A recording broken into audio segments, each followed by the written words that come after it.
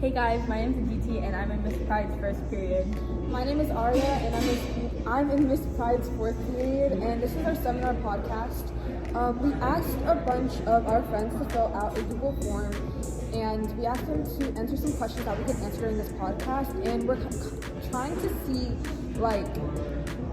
trends in adolescents thinking. I mean, we'll see as we continue the podcast. And we're filming this at Share Tea, so I got a peach green tea with boba. And then I got Thai pearl milk tea. So, With boba. yeah, pearls are boba. Oh, wait. Okay. Okay, so the first question is, what is one thing on your bucket list? Arya. Okay. So one thing on my bucket list, I don't know what exactly it's called, but there's this train that goes all across Russia and across Europe. I don't know if it goes across Russia actually, but it was a while ago, and I thought it was really cool because it seems more peaceful than a plane flight. So, One thing on my bucket list is to go to Bora Bora because it's really really pretty and I want to go swimming and visit all the really nice beaches. Okay, so our next question is a lot deeper than the last one. Compared to what's on your bucket list, our next question is how much rumors about colleges blacklisting us and college board giving us a strike is true. So I think the rumors are definitely true, but it also could be just based on the factors of what's happening at our school. But I think it's our school's getting there. It's gonna somewhat be there because of obviously things that are happening in classes just for kids pass exams or their classes. So. Yeah. Well, I've heard. Okay, so I haven't heard that we're blacklisted right now. Yeah. But I feel like we're on our way, as a class. So I think I really don't know, but I hope we don't get blacklisted because there's a few schools I want to apply to that have blacklisted us before. Or they're close to blacklisting us Now, yeah. So fingers crossed. College board, we love you. Mm-hmm. Okay, so our next question is also kind of deep, but how does school affect your mental and physical well-being? So for me personally, I'm taking this kind of as an AP World History, CPQ.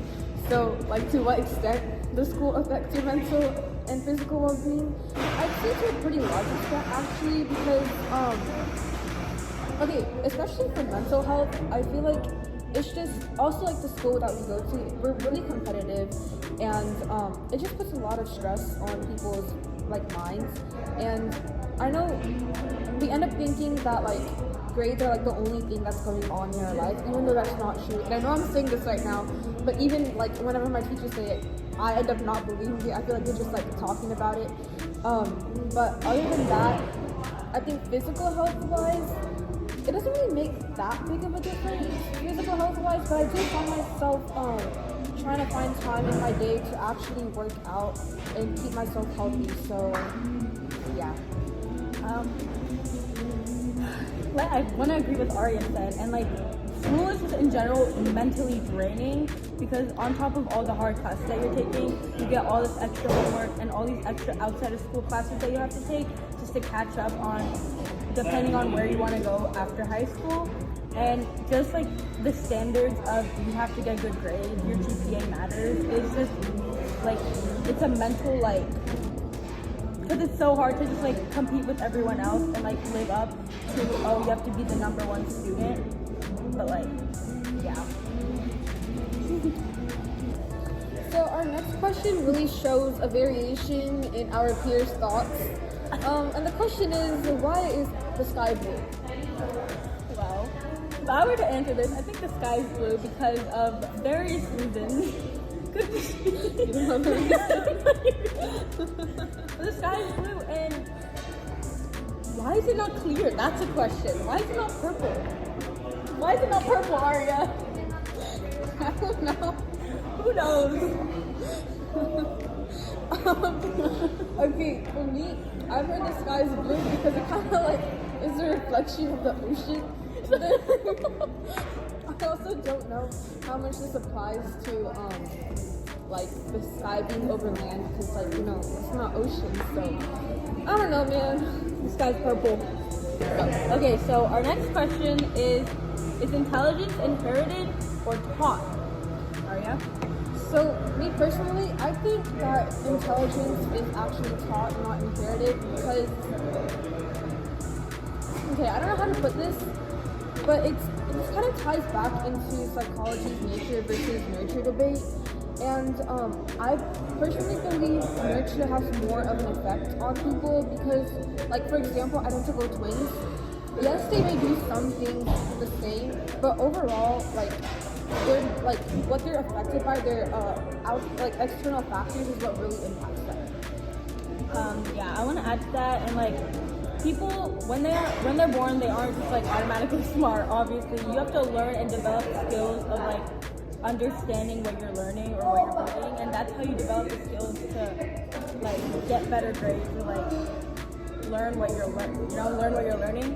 And it's not just like passed down. Like, yeah, your parents were smart, but like you have to like put yourself out there and like understand and develop these skills to actually know what you're doing instead of you just don't have that automatic trait of I'm getting everything right. Yeah. Okay, so our next question is, if you had to invent a national holiday that doesn't exist, what would you invent and why? Okay, I think that we should have a national food day because like people have like cheat days, it's like weekly or monthly. Well, we should be yearly cheat day, just like eat whatever you want, do whatever you want, no one judges you, no one cares. Just eat. Okay, so I'm gonna answer this to the best of my knowledge because as far as I know, there's like a national holiday for everything. Like today's it's May 3rd and it's National Wild Koala Day. Oh, May 4th. Today's May 3rd. May 4th. Today's May 4th. May 4th. May the 4th be with you, whatever. National Star Wars Day? Is that today? Possibly. See what I mean? But I would make a national, what can I say?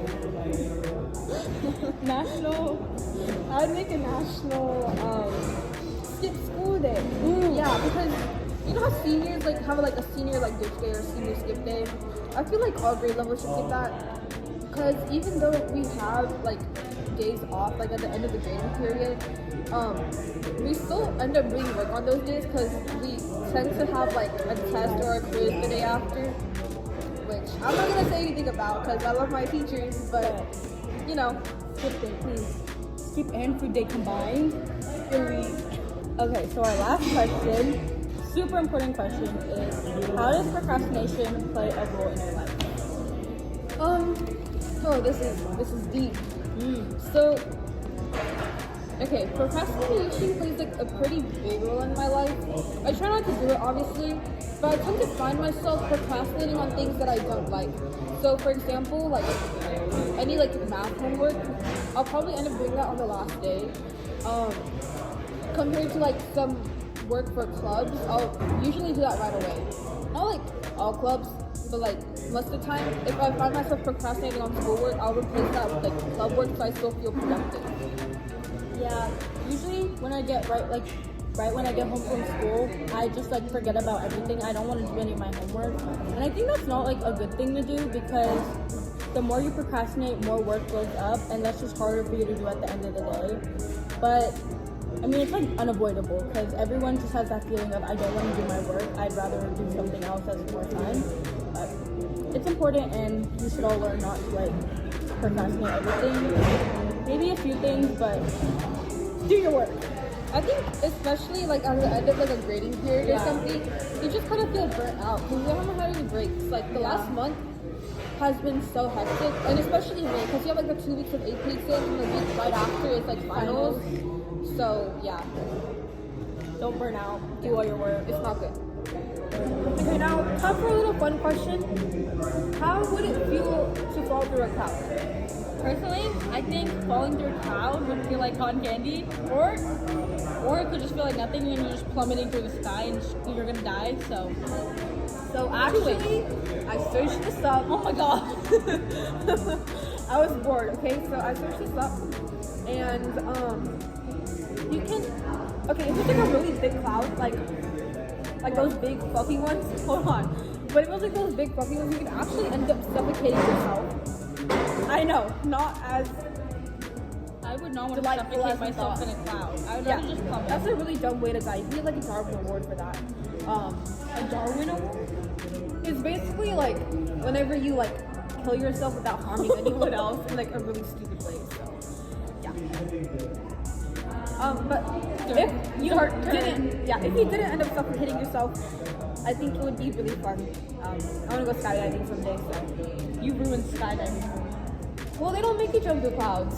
What if you jump through a cloud and you just die? Well, they don't.